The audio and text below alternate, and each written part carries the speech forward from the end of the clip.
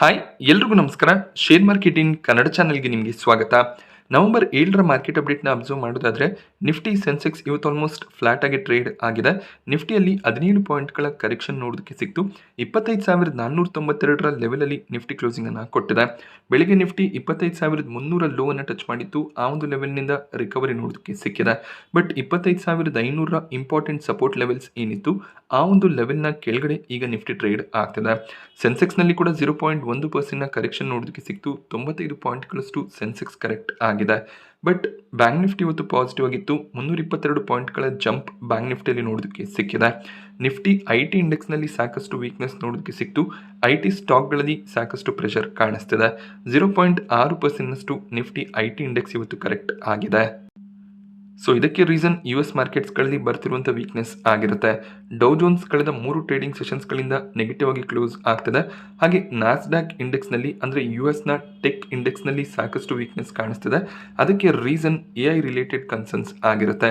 So AI ಮಾರ್ಕೆಟ್ಗೆ ಬಂದಾಗಿಂದ ಸಾಕಷ್ಟು ಜನ ತಮ್ಮ ಜಾಬ್ಸನ್ನು ಕಳ್ಕೊತಿದ್ದಾರೆ. ಸಾಕಷ್ಟು ದೊಡ್ಡ ದೊಡ್ಡ ಟೆಕ್ ಕಂಪನಿಗಳು ಲೇ ಆಫ್ಗಳನ್ನು ಮಾಡ್ತಿದ್ದಾರೆ. ಸೊ ಇದರಿಂದ US ಜಾಬ್ ಮಾರ್ಕೆಟ್ನಲ್ಲಿ ಅನ್ಸರ್ಟಿನಿಟಿ ಕ್ರಿಯೇಟ್ ಆಗ್ತಿದೆ. ಹಾಗೆ ಈ ಟೆಕ್ ಸ್ಟಾಕ್ಗಳ ವ್ಯಾಲ್ಯೂಷನ್ ಕೂಡ ಸ್ವಲ್ಪ ಮಟ್ಟಿಗೆ ಎಕ್ಸ್ಪೆನ್ಸಿವ್ ಆಗ್ತಾ ಹೋಗ್ತದೆ. AI ರೀಸನ್ನಿಂದ ಸಾಕಷ್ಟು ಬೈಯಿಂಗ್ US ಟೆಕ್ ಸ್ಟಾಕ್ಗಳಲ್ಲಿ ಬಂದಿತ್ತು. ಈಗ ಪ್ರಾಫಿಟ್ ಬುಕಿಂಗ್ ಬರ್ತಾ ಇದೆ. ಸೊ ಈ ಒಂದು ರೀಸನ್ನಿಂದ ಕೂಡ ಇಂಡಿಯನ್ ಮಾರ್ಕೆಟ್ಸ್ನಲ್ಲಿ ವೀಕ್ನೆಸ್ ನೋಡೋದಕ್ಕೆ ಸಿಗ್ತದೆ. ಹಾಗೆ ಇನ್ಫೋಸಿಸ್ ಸ್ಟಾಕ್ ಪ್ರೈಸ್ನಲ್ಲಿ ಕೂಡ ಬೆಳಿಗ್ಗೆ ಸಾಕಷ್ಟು ವೀಕ್ನೆಸ್ ಬಂದಿತ್ತು. ಬಟ್ ಸ್ಟಾಕ್ ರಿಕವರ್ ಆಗಿದೆ. ಸೊ ಇದಕ್ಕೆ ರೀಸನ್ ಇನ್ಫೋಸಿಸ್ನ ಮ್ಯಾನೇಜ್ಮೆಂಟ್ ಶೇರ್ ಬೈಬ್ಯಾಕ್ಗೆ ರೆಕಾರ್ಡ್ ಡೇಟನ್ನು ಅಫಿಷಿಯಲಿ ಅನೌನ್ಸ್ ಮಾಡಿದ್ದಾರೆ. ನವೆಂಬರ್ 14 ರೆಕಾರ್ಡ್ ಡೇಟ್ ಆಗಿರುತ್ತೆ. ಅಂದರೆ ಯಾರೆಲ್ಲ ಇನ್ಫೋಸಿಸ್ನ ಶೇರ್ಗಳನ್ನು ನವೆಂಬರ್ 14ಕ್ಕೂ ಮುಂಚೆ ಬೈ ಮಾಡ್ಕೋತಾರೆ ಅವರು ಇನ್ಫೋಸಿಸ್ನ ಬೈಬ್ಯಾಕ್ನಲ್ಲಿ ಪಾರ್ಟಿಸಿಪೇಟ್ ಮಾಡ್ಬೋದಾಗುತ್ತೆ. 1,800 ರೂಪಾಯಿ ಪ್ರೈಸನ್ನು ಇನ್ಫೋಸಿಸ್ನ ಮ್ಯಾನೇಜ್ಮೆಂಟ್ ಬೈಬ್ಯಾಕ್ನಲ್ಲಿ ಫಿಕ್ಸ್ ಮಾಡಿದ್ದಾರೆ. ಸೊ ನಿಮ್ಮ ಹತ್ರ ಇರುವಂಥ ಶೇರ್ಸ್ಗಳನ್ನು ಅಂದರೆ ನೀವೇನು 1,400 1,500 ಅರೌಂಡಲ್ಲಿ ಶೇರ್ಸ್ಗಳನ್ನು ಬೈ ಮಾಡ್ಕೊಂಡಿರ್ತೀರ ಅದನ್ನು 1,800 ಪ್ರೈಸ್ನಲ್ಲಿ ಸೆಲ್ ಮಾಡ್ಬೋದಾಗುತ್ತೆ. ಅಂದರೆ ಟೆಂಡರ್ ಮಾಡ್ಬೋದಾಗತ್ತೆ. ಬಟ್ ಕಂಪ್ಲೀಟ್ ಎಲ್ಲ ಶೇರ್ಸ್ಗಳನ್ನ ಅವರು ಬೈಬ್ಯಾಕ್ ಮಾಡ್ಕೊಳ್ಳೋದಿಲ್ಲ. ಅಕ್ಸೆಪ್ಟೆನ್ಸ್ ರೇಷಿಯೋ ಇರುತ್ತೆ. ಅಷ್ಟು ಶೇರ್ಸ್ಗಳನ್ನ ಮಾತ್ರ ಬೈ ಮಾಡ್ಕೋತಾರೆ. ಸೊ ನಿಮ್ಮ ಹತ್ರ 10 ಶೇರ್ಸ್ ಇದ್ರೆ 3 ಶೇರ್ಸ್ಗಳು ಬೈಬ್ಯಾಕ್ ಆಗ್ಬೋದು. ಸೊ ನಿಫ್ಟಿನಲ್ಲಿ ಸ್ವಲ್ಪ ಬಿಯರಿಶ್ ಮೂಮೆಂಟಮ್ ನೋಡೋದಕ್ಕೆ ಸಿಗ್ತದೆ. ಸೊ ಮತ್ತೆ 25,500 ಲೆವೆಲ್ನ ಮೇಲ್ಗಡೆ ನಿಫ್ಟಿ ಟ್ರೇಡ್ ಆದರೆ ಅಲ್ಲಿಂದ ಒಂದು ಪಾಸಿಟಿವ್ ಮೂಮೆಂಟಮ್ ಅನ್ನು ಎಕ್ಸ್ಪೆಕ್ಟ್ ಮಾಡ್ಬೋದು. ಒಂದು ದಿನ ಸ್ಟಾಕ್ ಮಾರ್ಕೆಟ್ನಲ್ಲಿ ಪಾಸಿಟಿವ್ ಮೊಮೆಂಟಮ್ ಇದ್ರೆ ಇನ್ನೊಂದು ದಿನ ನೆಗೆಟಿವ್ ಸೈಡ್ ನೋಡೋದಕ್ಕೆ ಸಿಗ್ತದೆ. ಟ್ರೇಡ್ ತಗೊಳ್ಳೋದಕ್ಕೆ ಸರಿಯಾದ ಟೈಮ್ ಯಾವುದು, ಯಾವಾಗ ಎಂಟರ್ ಆಗಬೇಕು, ಯಾವ ಲೆವೆಲ್ನಲ್ಲಿ ಎಕ್ಸಿಟ್ ಆಗಬೇಕು, ಈ ಡಿಸಿಷನ್ ತಗೊಳ್ಳೋದಕ್ಕೆ ಸ್ವಲ್ಪ ಕಷ್ಟ ಆಗುತ್ತೆ. ಎಸ್ಪೆಷಲಿ ನಿಮ್ಮ ಹತ್ರ ಮಾರ್ಕೆಟನ್ನು ಟ್ರ್ಯಾಕ್ ಮಾಡೋದಕ್ಕೆ ಟೈಮ್ ಇಲ್ಲ ಅಂದಾಗ ಕನ್ಫ್ಯೂಷನ್ಸ್ ಕ್ರಿಯೇಟ್ ಆಗುತ್ತೆ. ಸೊ ಈ ರೀತಿಯಲ್ಲಿ ವೊಲಟೈಲ್ ಮಾರ್ಕೆಟ್ನಲ್ಲಿ ನಿಮಗೆ ಟ್ರೇಡ್ ಕಾಲ್ಸ್ಗಳು ಮೊದಲೇ ಸಿಕ್ಕಿದ್ರೆ ಎಕ್ಸ್ಪರ್ಟ್ಗಳಿಂದ ಎಂಟ್ರಿ ಎಕ್ಸಿಟ್ ಲೆವೆಲ್ಸ್ಗಳು ಗೊತ್ತಾದರೆ ನೀವು ಯಾವುದೇ ರೀತಿಯ ಮಾರ್ಕೆಟ್ನಲ್ಲಿ ಒಳ್ಳೆಯ ಒಂದು ಪ್ರಾಫಿಟ್ಸನ್ನು ಮಾಡ್ಬೋದಾಗುತ್ತೆ. ಸೊ ಆ ರೀತಿ ಟ್ರೇಡ್ ಕಾಲ್ಸ್ ಪ್ರೊವೈಡ್ ಮಾಡುವಂಥ ಒಂದು ಅಪ್ಲಿಕೇಶನ್ ಯೂನಿವೆಸ್ಟ್ ಆಗಿರುತ್ತೆ. ನಿಮಗೆ ಪ್ರತಿ ಸ್ಟೆಪ್ನಲ್ಲಿ ಸೆಬಿ ರಿಜಿಸ್ಟರ್ಡ್ ಅನಲಿಸ್ಟ್ಗಳ ಕಡೆಯಿಂದ ಸ್ಟಾಕ್ ರೆಕಮೆಂಡೇಶನ್ ಸಿಗುತ್ತೆ. ಇದರಿಂದ ನೀವು ನಿಮ್ಮ ಇನ್ವೆಸ್ಟ್ಮೆಂಟನ್ನು ಎಫಿಷಿಯೆಂಟಾಗಿ ಮ್ಯಾನೇಜ್ ಮಾಡ್ಬೋದಾಗುತ್ತೆ. ಯೂನಿವೆಸ್ಟ್ ಅಪ್ಲಿಕೇಶನಲ್ಲಿ ನಿಮಗೆ ಶಾರ್ಟ್ ಟರ್ಮ್ ಟ್ರೇಡಿಂಗ್ಗೆ ಈಕ್ವಿಟಿ, ಫ್ಯೂಚರ್ ಆ್ಯಂಡ್ ಆಪ್ಷನ್ಸ್ ಹಾಗೆ ಕಮಾಡಿಟಿನಲ್ಲಿ ಎಕ್ಸ್ಪರ್ಟ್ ರೆಕಮೆಂಡೇಶನ್ಸ್ ಸಿಗುತ್ತೆ. ನೀವು ಲಾಂಗ್ ಟರ್ಮ್ ಇನ್ವೆಸ್ಟರ್ ಆಗಿದ್ರೆ ವೆಲ್ತ್ ಬ್ಯಾಸ್ಕೆಟ್ ಟೂಲನ್ನು ಬಳಸ್ಕೊಂಡು ಇನ್ವೆಸ್ಟ್ಮೆಂಟ್ ಐಡಿಯಾನ ಕೂಡ ಪಡ್ಕೋಬೋದು. ನಿಮಗೆ ಅಲರ್ಟ್ಸ್ಗಳು ಟೆಲಿಗ್ರಾಮ್ ಹಾಗೆ ಆ್ಯಪ್ನಲ್ಲಿ ರಿಯಲ್ ಟೈಮ್ ನೋಟಿಫಿಕೇಶನ್ನ ಮೂಲಕ ಸಿಗುತ್ತೆ. ಅದರಲ್ಲಿ ನಿಮಗೆ ಪ್ರಾಪರ್ ಎಂಟ್ರಿ, ಎಕ್ಸಿಟ್ ಮತ್ತು ಸ್ಟಾಪ್ ಲಾಸ್ಗಳು ಸಿಗುತ್ತೆ. ಇದರಿಂದ ನೀವು ಯಾವುದೇ ಆಪರ್ಚುನಿಟಿಯನ್ನು ಮಿಸ್ ಮಾಡ್ದೇ ಟ್ರೇಡ್ಸ್ಗಳನ್ನು ತಗೋಬೋದು. ಆಲ್ರೆಡಿ 40 ಲಕ್ಷಕ್ಕೂ ಹೆಚ್ಚಿನ ಯೂಸರ್ಸ್ ಈ ಆ್ಯಪನ್ನು ಬಳಸ್ತಾ ಇದ್ದಾರೆ. ಎಕನಾಮಿಕ್ ಟೈಮ್ಸ್ನ ಕಡೆಯಿಂದ ನಂಬರ್ 1 ಟ್ರೇಡ್ ರೆಕಮೆಂಡೇಶನ್ ಪ್ಲಾಟ್ಫಾರ್ಮ್ ಅನ್ನುವಂಥ ಒಂದು ರೆಕಗ್ನಿಷನ್ನ ಕೂಡ ಯೂನಿವೆಸ್ಟ್ ಪಡ್ಕೊಂಡಿದೆ. ಯೂನಿವೆಸ್ಟ್ನ ಕಡೆಯಿಂದ ಒಂದು ಸ್ಪೆಷಲ್ ಆಫರ್ ಇದೆ. ಸೊ ನೀವು ₹1 ಮೊದಲ 3 ಟ್ರೇಡಿಂಗ್ ಐಡಿಯಾಸ್ಗಳನ್ನು ಪಡ್ಕೋಬೋದಾಗುತ್ತೆ. ಹಾಗೆ ಸಬ್ಸ್ಕ್ರಿಪ್ಷನ್ ಪ್ಲಾನ್ಸ್ಗಳ ಮೇಲೆ 80% ಡಿಸ್ಕೌಂಟ್ ಕೂಡ ನಿಮಗೆ ಸಿಗುತ್ತೆ. ಪ್ಲಾನ್ಸ್ಗಳು ತಿಂಗಳಿಗೆ ₹183 ಸ್ಟಾರ್ಟ್ ಆಗುತ್ತೆ. ಅಂದರೆ ಜಸ್ಟ್ ದಿನಕ್ಕೆ ₹6 ಸ್ಪೆಂಡ್ ಮಾಡಿ ಟ್ರೇಡ್ ಕಾಲ್ಗಳನ್ನು ನೀವು ಪಡ್ಕೋಬೋದಾಗುತ್ತೆ. ಆಲ್ರೆಡಿ ನೀವು ಆ್ಯಪನ್ನು ಡೌನ್ಲೋಡ್ ಮಾಡ್ಕೊಂಡಿದ್ದೀರಾ ಅಂದರೆ SMK ಅನ್ನುವಂಥ ಕೂಪನ್ ಕೋಡನ್ನು ಬಳಸ್ಕೊಂಡ್ರೆ ಒಳ್ಳೆ ಸೇವಿಂಗ್ಸ್ನ ಲಾಭವನ್ನು ಪಡ್ಕೋಬೋದು. ಆ್ಯಪ್ ಡೌನ್ಲೋಡ್ ಮಾಡೋದಕ್ಕೆ ಲಿಂಕ್ ನಿಮಗೆ ಡಿಸ್ಕ್ರಿಪ್ಷನ್ ಬಾಕ್ಸ್ ಆಗಿ ಕಮೆಂಟ್ ಸೆಕ್ಷನಲ್ಲಿ ಪಿನ್ ಆಗಿರುತ್ತೆ. ಅಲ್ಲಿಂದ ನೀವು ಆ್ಯಪನ್ನು ಡೌನ್ಲೋಡ್ ಮಾಡ್ಕೋಬೋದಾಗುತ್ತೆ. ಹಾಗೆ ನಿಮ್ಮ ಒಂದು ಸ್ಮಾರ್ಟ್ ಇನ್ವೆಸ್ಟ್ಮೆಂಟ್ ಜರ್ನಿಯನ್ನು ಕೂಡ ಸ್ಟಾರ್ಟ್ ಮಾಡ್ಕೋಬೋದು. ನಿಫ್ಟಿಯ ಟಾಪ್ ಗೇನರ್ಸ್ ಮತ್ತು ಲೂಸರ್ಸ್ ಅನ್ನು ಅಬ್ಸರ್ವ್ ಮಾಡಿದಾಗ ಶ್ರೀರಾಮ್ ಫಿನಾನ್ಸ್ ಇವತ್ತು ಟಾಪ್ ಗೇನರ್ ಆಗಿತ್ತು. 3% ಜಂಪ್ ಸ್ಟಾಕ್ ಪ್ರೈಸ್ನಲ್ಲಿ ನೋಡೋದಕ್ಕೆ ಸಿಕ್ಕಿದೆ. ಅದಾನಿ ಎಂಟರ್ಪ್ರೈಸಸ್ ಕೂಡ 2.5% ಗೇನ್ ಆಯಿತು. ಬಜಾಜ್ ಫಿನಾನ್ಸ್, ಟಾಟಾ ಸ್ಟೀಲ್ ಕೂಡ 2.5% ಅರೌಂಡಲ್ಲಿ ಗೇನ್ ಆಗಿದೆ. M&M ಅಲ್ಲಿ ಕೂಡ 2% ಜಂಪ್ ನೋಡೋದಕ್ಕೆ ಸಿಕ್ತು. M&M RBL ಬ್ಯಾಂಕಲ್ಲಿ 678 ಕೋಟಿ ಅಮೌಂಟ್ನ ಶೇರ್ಸ್ಗಳನ್ನು ಸೆಲ್ ಮಾಡಿದರೆ ತಮ್ಮ 3.45% ಹೋಲ್ಡಿಂಗ್ ಏನಿತ್ತು ಆ ಹೋಲ್ಡಿಂಗನ್ನು ಕಂಪ್ಲೀಟಾಗಿ ಸೆಲ್ ಮಾಡಿ ಎಕ್ಸಿಟ್ ಆಗಿದ್ದಾರೆ. ಇದರಿಂದ 678 ಕೋಟಿಯ ಇನ್ಕಮ್ M&Mಗೆ ಬಂದಿದೆ. ಮೇ ಬಿ ಆ ರೀಸನ್ನಿಂದ ಸ್ಟಾಕ್ ಪಾಸಿಟಿವ್ ಆಗಿ ಟ್ರೇಡ್ ಆಗಿದೆ. RBL ಬ್ಯಾಂಕ್ ಕೂಡ ಇವತ್ತು 1% ಅರೌಂಡಲ್ಲಿ ಗೇನ್ ಆಯಿತು. ನಿಫ್ಟಿಯ ಟಾಪ್ ಲೂಸರ್ಸ್ ಅನ್ನು ಅಬ್ಸರ್ವ್ ಮಾಡಿದಾಗ ಭಾರತೀಯ ಏರ್ಟೆಲ್ ಇವತ್ತು ಟಾಪ್ ಲೂಸರ್ ಆಗಿತ್ತು. ಆಲ್ಮೋಸ್ಟ್ 5% ಕರೆಕ್ಷನ್ ಭಾರತೀಯ ಏರ್ಟೆಲ್ ಸ್ಟಾಕ್ ಪ್ರೈಸ್ನಲ್ಲಿ ನೋಡೋದಕ್ಕೆ ಸಿಕ್ಕಿದೆ. ಇದಕ್ಕೆ ರೀಸನ್ ಬ್ಲಾಕ್ ಡೀಲ್ ಆಗಿರುತ್ತೆ. ನಿನ್ನೆ ನ್ಯೂಸ್ನಲ್ಲಿ ಕೂಡ ಕವರ್ ಮಾಡಿದ್ದೆ. ಏರ್ಟೆಲ್ನ ಪೇರೆಂಟ್ ಕಂಪನಿ ಸಿಂಗ್ಟೆಲ್ 1% ಅರೌಂಡಲ್ಲಿ ಸ್ಟೇಕನ್ನು ಸೆಲ್ ಮಾಡಿದ್ದಾರೆ. ಈ ನ್ಯೂಸ್ನಿಂದ ಸ್ವಲ್ಪ ಮಟ್ಟಿಗೆ ಸ್ಟಾಕ್ನಲ್ಲಿ ವೀಕ್ನೆಸ್ ಕಾಣಿಸಿದೆ. ಟಾಟಾ ಕನ್ಸ್ಯೂಮರ್ ಪ್ರಾಡಕ್ಟ್ ಕೂಡ 2% ಅರೌಂಡಲ್ಲಿ ಇವತ್ತು ಕರೆಕ್ಟ್ ಆಯಿತು. ಇಂಡಿಗೋ ಸ್ಟಾಕ್ ಪ್ರೈಸ್ನಲ್ಲಿ ಕೂಡ 2% ಕರೆಕ್ಷನ್ ನೋಡೋದಕ್ಕೆ ಸಿಕ್ಕಿದೆ. ಟೆಕ್ ಮಹೀಂದ್ರ ಕೂಡ ಆಲ್ಮೋಸ್ಟ್ 2% ಕರೆಕ್ಟ್ ಆಯಿತು. ಅಪೋಲೋ ಹಾಸ್ಪಿಟಲ್ಸ್ನಲ್ಲಿ ಕೂಡ 2% ಕರೆಕ್ಷನ್ ನೋಡೋದಕ್ಕೆ ಸಿಕ್ಕಿದೆ.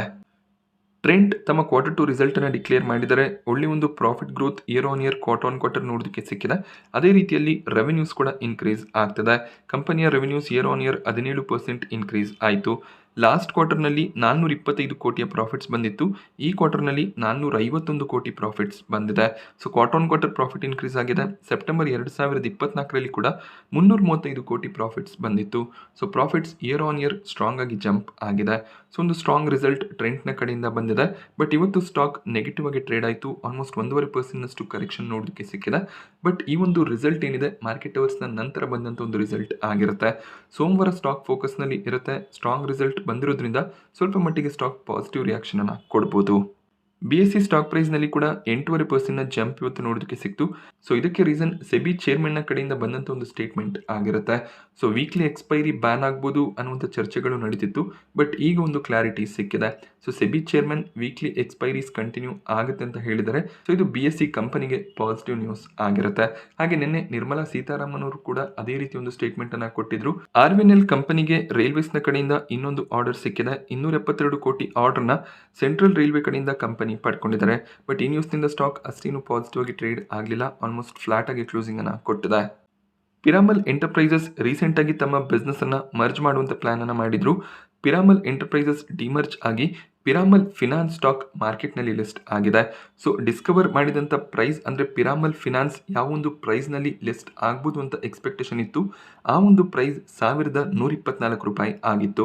ಬಟ್ ಪಿರಾಮಲ್ ಫಿನಾನ್ಸ್ 1,260 ಪ್ರೈಸ್ನಲ್ಲಿ ಲಿಸ್ಟ್ ಆಗಿದೆ. ಆ ಒಂದು ಪ್ರೈಸ್ನಿಂದ ಕೂಡ ಇನ್ನಷ್ಟು ಸ್ಟ್ರಾಂಗ್ ಮೊಮೆಂಟಮ್ ನೋಡೋದಕ್ಕೆ ಸಿಕ್ಕಿದೆ. ಓವರ್ ಆಲ್ 17%ನಷ್ಟು ಜಂಪ್ ಎಕ್ಸ್ಪೆಕ್ಟೆಡ್ ಪ್ರೈಸ್ನಿಂದ ನಮಗೆ ನೋಡೋದಕ್ಕೆ ಸಿಕ್ಕಿದೆ. ಒಂದು ಸ್ಟ್ರಾಂಗ್ ಲಿಸ್ಟಿಂಗೇ ಆಗಿರುತ್ತೆ. ಸೊ ಯಾರೆಲ್ಲ ಪಿರಾಮಲ್ ಎಂಟರ್ಪ್ರೈಸಸ್ನ ಒಂದು ಶೇರನ್ನು ಹೋಲ್ಡ್ ಮಾಡ್ತಿದ್ರಿ ನಿಮ್ಮೆಲ್ರಿಗೂ ಕೂಡ ಪಿರಾಮಲ್ ಫಿನಾನ್ಸ್ನ ಒಂದು ಶೇರ್ ಕ್ರೆಡಿಟ್ ಆಗಿರುತ್ತೆ. ಸೊ ಈ ಒಂದು ಮರ್ಜರ್ಗೆ ರೆಕಾರ್ಡ್ ಡೇಟ್ ಸೆಪ್ಟೆಂಬರ್ 23 ಆಗಿತ್ತು. ಸೊ ಆ ಒಂದು ದಿನದಂದು ಪಿರಾಮಲ್ ಎಂಟರ್ಪ್ರೈಸಸ್ 1,124 ಪ್ರೈಸ್ನಲ್ಲಿ ಟ್ರೇಡ್ ಆಗ್ತಿತ್ತು.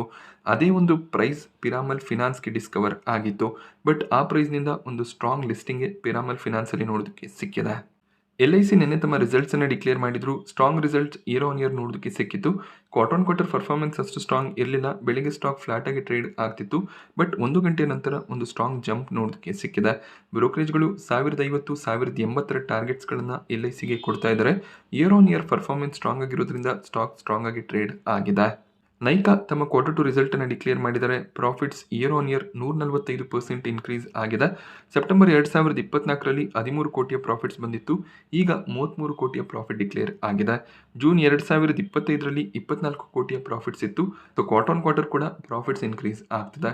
ಸೊ ಒಂದು ಸ್ಟ್ರಾಂಗ್ ರಿಸಲ್ಟ್ ನೈಕಾ ಕಡೆಯಿಂದ ಕೂಡ ಡಿಕ್ಲೇರ್ ಆಗಿದೆ. ರೆವೆನ್ಯೂಸ್ ಕೂಡ ಇಯರ್ ಆನ್ ಇಯರ್ 25% ಇನ್ಕ್ರೀಸ್ ಆಗಿದೆ. ಸೊ ಈ ಒಂದು ರಿಸಲ್ಟ್ ಕೂಡ ಮಾರ್ಕೆಟ್ ಅವರ್ಸ್ನ ನಂತರ ಬಂದಿದೆ. ಸ್ಟಾಕ್ ಫ್ಲಾಟ್ ಆಗಿ ಇವತ್ತು ಕ್ಲೋಸ್ ಆಯಿತು. ಸೋಮವಾರ ನೈಕಾ ಕೂಡ ಫೋಕಸ್ನಲ್ಲಿ ಇರುತ್ತೆ. ಸ್ಟಡ್ಸ್ ಇವತ್ತು ಮಾರ್ಕೆಟ್ನಲ್ಲಿ ಲಿಸ್ಟ್ ಆಯಿತು. ಎಕ್ಸ್ಪೆಕ್ಟೇಷನ್ ಪ್ರಕಾರ ಲಿಸ್ಟಿಂಗ್ ನೋಡೋದಕ್ಕೆ ಸಿಗಲಿಲ್ಲ. 10% ಪ್ರೀಮಿಯಂನೊಂದಿಗೆ ಲಿಸ್ಟ್ ಆಗ್ಬೋದು ಅನ್ನೋದು ಒಂದು ಎಕ್ಸ್ಪೆಕ್ಟೇಷನ್ ಇತ್ತು. ಬಟ್ 3.5% ಡಿಸ್ಕೌಂಟ್ನಲ್ಲಿ ಸ್ಟಾಕ್ ಲಿಸ್ಟ್ ಆಗಿದೆ. ಸೊ ಕಂಪನಿ ಸೆಟ್ ಮಾಡಿದಂಥ ಪ್ರೈಸ್ ₹585 ಆಗಿತ್ತು. 565 ಪ್ರೈಸ್ನಲ್ಲಿ ಲಿಸ್ಟಿಂಗ್ ನೋಡೋದಕ್ಕೆ ಸಿಕ್ಕಿದೆ. ಲಿಸ್ಟ್ ಆದಮೇಲೆ ಇನ್ನೂ ಕೂಡ ಸೆಲ್ಲಿಂಗ್ ಪ್ರೆಷರ್ ನೋಡೋದಕ್ಕೆ ಸಿಕ್ತು. 560 ಪ್ರೈಸ್ನಲ್ಲಿ ಸ್ಟಾಕ್ ಕ್ಲೋಸಿಂಗ್ ಅನ್ನು ಕೊಟ್ಟಿದೆ. ಸೊ ಅಲಾಟ್ಮೆಂಟ್ ಸಿಕ್ಕಿದ್ರೆ ಶೇರ್ಸ್ಗಳನ್ನು ಹೋಲ್ಡ್ ಮಾಡ್ಕೋಬೇಕಾಗತ್ತೆ. ಸ್ವಲ್ಪ ಪಾಸಿಟಿವ್ ಟ್ರೆಂಡ್ ಇದ್ದಾಗ ಅಲ್ಲಿ ಬೇಕಿದ್ರೆ ಎಕ್ಸಿಟ್ ಆಗ್ಬೋದು. ಲೆನ್ಸ್ಕಾರ್ಟ್ನಲ್ಲಿ ಪ್ರೀಮಿಯಂ ಸಾಕಷ್ಟು ಫಾಲ್ ಆಗಿದೆ. ನಿನ್ನೆ ₹30 ಪ್ರೀಮಿಯಂ ಇತ್ತು. ಇವತ್ತು ₹15ಗೆ ಪ್ರೀಮಿಯಂ ಫಾಲ್ ಆಗ್ತದೆ. ಇಲ್ಲೂ ಕೂಡ ಅಷ್ಟೇ 3% ಲಿಸ್ಟಿಂಗಿನ ಎಕ್ಸ್ಪೆಕ್ಟೇಷನ್ ಕಾಣಿಸ್ತಿದೆ. ಸೊ ಸೋಮವಾರ ಲೆನ್ಸ್ಕಾರ್ಟ್ ಮಾರ್ಕೆಟ್ನಲ್ಲಿ ಲಿಸ್ಟ್ ಆಗುತ್ತೆ. ಸೊ ಮಾರ್ಕೆಟ್ಸ್ ವೀಕ್ ಇದ್ರೆ ಇಲ್ಲೂ ಕೂಡ ಒಂದು ನೆಗೆಟಿವ್ ಲಿಸ್ಟಿಂಗ್ನ ಎಕ್ಸ್ಪೆಕ್ಟೇಷನ್ ಇರುತ್ತೆ. ಲೆನ್ಸ್ಕಾರ್ಟ್ನ ವ್ಯಾಲ್ಯೂಯೇಷನ್ ತುಂಬಾ ಎಕ್ಸ್ಪೆನ್ಸಿವ್ ಆಗಿತ್ತು. ಆ ಒಂದು ರೀಸನ್ನಿಂದ ಕೂಡ ಎಕ್ಸ್ಪೆಕ್ಟೇಷನ್ ರೀತಿಯಲ್ಲಿ ಸಬ್ಸ್ಕ್ರಿಪ್ಷನ್ಸ್ ಬಂದಿರಲಿಲ್ಲ. ಗ್ರೋ IPO ಕೊನೆ ದಿನದ ಸಬ್ಸ್ಕ್ರಿಪ್ಷನ್ ಎಂಡ್ ಆಗಿದೆ. ರಿಟೇಲ್ ಕ್ಯಾಟಗರಿ 9.5 ಟೈಮ್ ಸಬ್ಸ್ಕ್ರೈಬ್ ಆಗಿದ್ರೆ QIB ಕ್ಯಾಟಗರಿ 22 ಟೈಮ್ ಸಬ್ಸ್ಕ್ರೈಬ್ ಆಗಿದೆ. ಆಂಕರ್ ಬುಕ್ ಸ್ಟ್ರಾಂಗ್ ಆಗಿತ್ತು, ಬಟ್ QIB ಕ್ಯಾಟಗರಿಯಲ್ಲಿ ಅಷ್ಟು ಸ್ಟ್ರಾಂಗ್ ಸಬ್ಸ್ಕ್ರಿಪ್ಷನ್ ಬರಲಿಲ್ಲ. HNI ಕೂಡ ಕೇವಲ 14 ಟೈಮ್ನಷ್ಟು ಮಾತ್ರ ಸಬ್ಸ್ಕ್ರೈಬ್ ಮಾಡ್ಕೊಂಡಿದ್ದಾರೆ. ಸೊ ಒಂದು ದೊಡ್ಡ ಸೈಜ್ನ ಇಶ್ಯೂನೇ ಆಗಿತ್ತು, ಬಟ್ ಪ್ರೀಮಿಯಮ್ಸ್ ತುಂಬಾನೇ ಫಾಲ್ ಆಗಿದೆ. ನಿನ್ನೆ 11 ರೂಪಾಯಿ ರೌಂಡಲ್ಲಿ ಪ್ರೀಮಿಯಂ ಇತ್ತು, ಇವತ್ತು 5 ರೂಪಾಯಿಗೆ ಪ್ರೀಮಿಯಂ ಫಾಲ್ ಆಗ್ತದೆ. ಇಲ್ಲೂ ಕೂಡ ಕೇವಲ 5% ಲಿಸ್ಟಿಂಗ್ ಎಕ್ಸ್ಪೆಕ್ಟೇಷನ್ ಕಾಣಿಸ್ತಿದೆ. ಸೊ ಮಾರ್ಕೆಟ್ ಇನ್ನೂ ವೀಕ್ ಆದರೆ ಈ IPOನಲ್ಲಿ ಕೂಡ ಒಂದು ಫ್ಲಾಟ್ ಲಿಸ್ಟಿಂಗ್ನ ಎಕ್ಸ್ಪೆಕ್ಟೇಷನ್ ಇರುತ್ತೆ. ಪೈನ್ ಲ್ಯಾಬ್ಸ್ನ IPO ಇವತ್ತು ಸಬ್ಸ್ಕ್ರಿಪ್ಷನ್ಗೆ ಓಪನ್ ಆಗಿದೆ. ಪ್ರೀಮಿಯಂ ಇಲ್ಲೂ ಕೂಡ ಫಾಲ್ ಆಗ್ತದೆ. ಕೇವಲ 5 ರೂಪಾಯಿಯ ಪ್ರೀಮಿಯಂ ಕಾಣಿಸ್ತಿದ್ದು, ಸೊ ಜಸ್ಟ್ 2%ನ ಲಿಸ್ಟಿಂಗಿನ ಎಕ್ಸ್ಪೆಕ್ಟೇಷನ್ ಕಾಣಿಸ್ತಿದೆ.